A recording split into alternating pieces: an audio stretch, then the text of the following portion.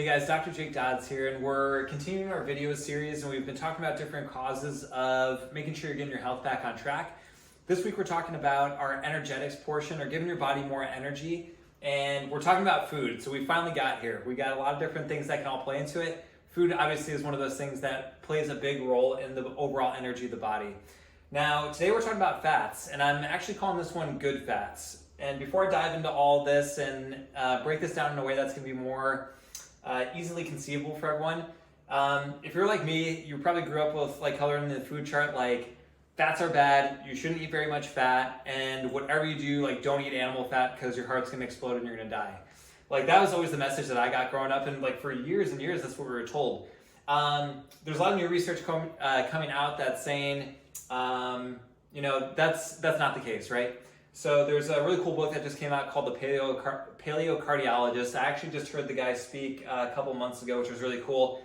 His dad was a cardiologist. He's a cardiologist. His dad started having all these heart and cardiovascular problems.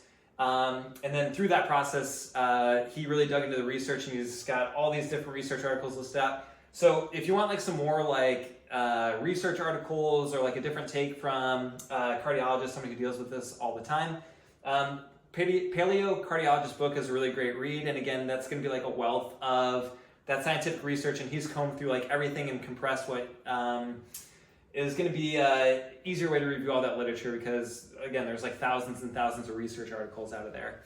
So again, like when I was always told not to eat fat, like that's what I did. So like I made sure I wasn't eating a whole lot of fat, and once I started learning some more about, hey, maybe fat's like not the devil, I started incorporating some more of these things. And I was just amazed about what a difference it made for me. So I'd always struggled with brain fog, like, going through school, through college. I was always, like, I could only do homework at certain parts of the day, because other times I was like, I can't even get anything in my brain right now.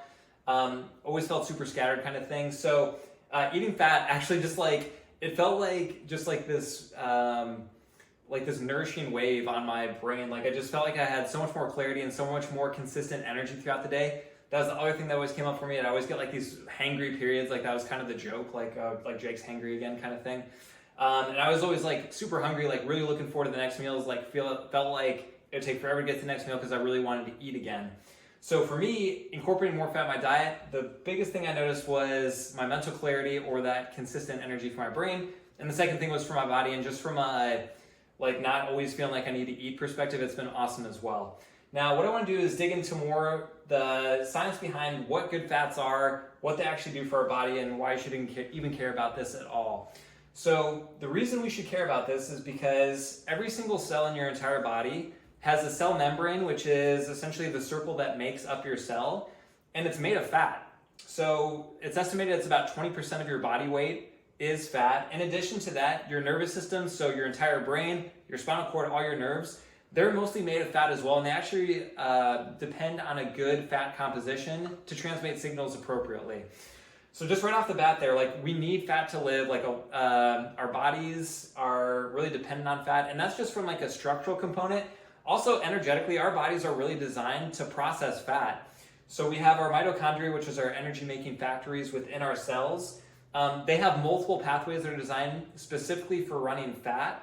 And also, like if a fat comes in versus a carbohydrate comes in, a fat is a way more efficient producer of that ATP energy that our body needs to heal, thrive, and survive than carbohydrates are. So again, it really packs this cool punch from an energetic and a structural perspective.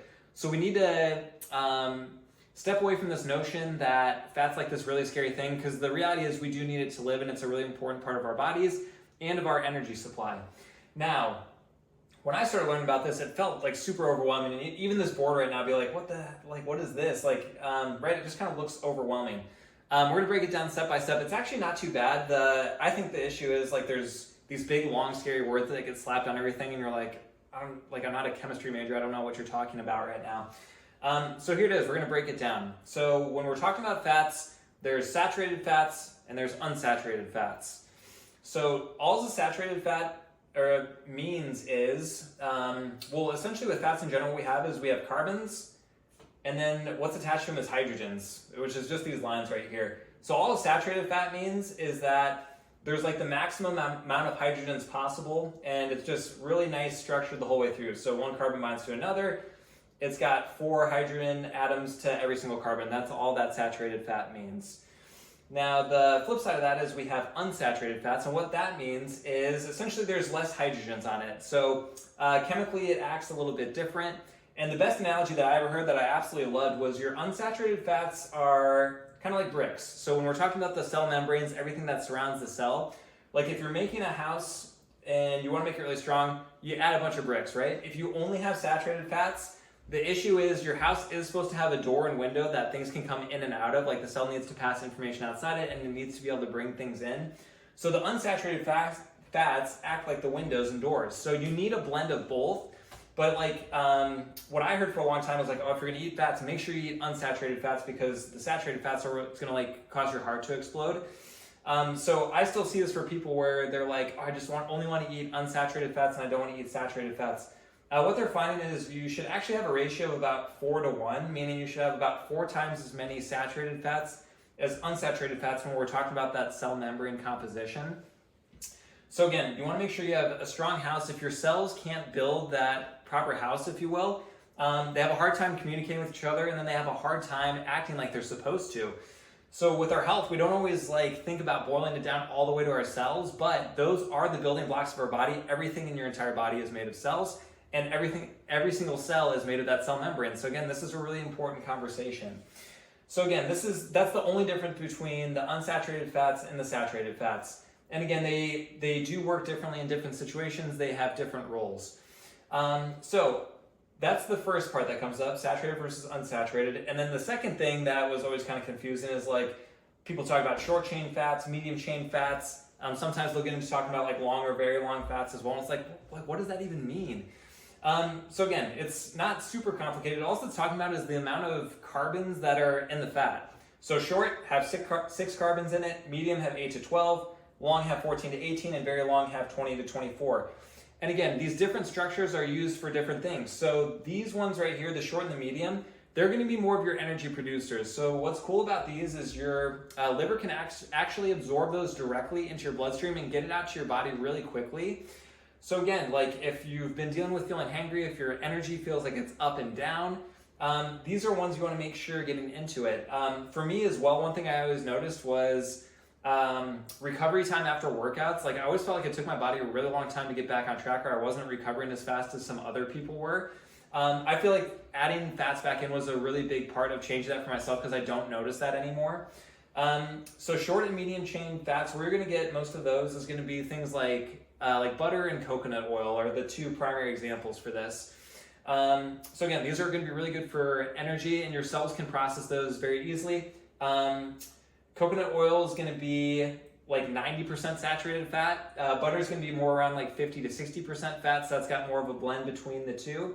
But again, those are great for supplying your body with energy throughout the day. The long and very long are going to be more the ones that are showing up in the actual structure of your nervous system and of the cell membrane. So these are really important to, again, make sure that you have the structural integrity that you need. And these are showing up more in animal fats. So things like, steak, hamburger, if you want to delve into like tallow and those kind of things, like fat that comes from animals are going to be more of these long chain fatty acids. So all this to say, the big take home points I want you to really think about here is fats are super important. Saturated fats are actually very important for us as well. The terminology doesn't have to be as scary as they say it. So if you hear like, polyunsaturated fat or something like that, all that means is it's a long unsaturated fat. And then we're just looking at different amounts of carbon rings. So try not to get overwhelmed by the terminology because when you break it down, it's really not super overly complicated. But we want to make sure we have a good idea of what to do with all this. So if you haven't been eating a lot of fat, one of the other take homes is you should probably get some more in there. And again, if you're like feeling not uncertain about that, or you're like, I've never heard this before, that's opposite of what I heard. There's some really cool books out there. The Paleo Cardiologist, I think, is a great place to start. But making sure your body has what it needs to go through that healing process is going to be really important. So see fats as your friend, not as your enemy. Decide what's going to work best for you. But get rolling on this and start incorporating that for overall better health.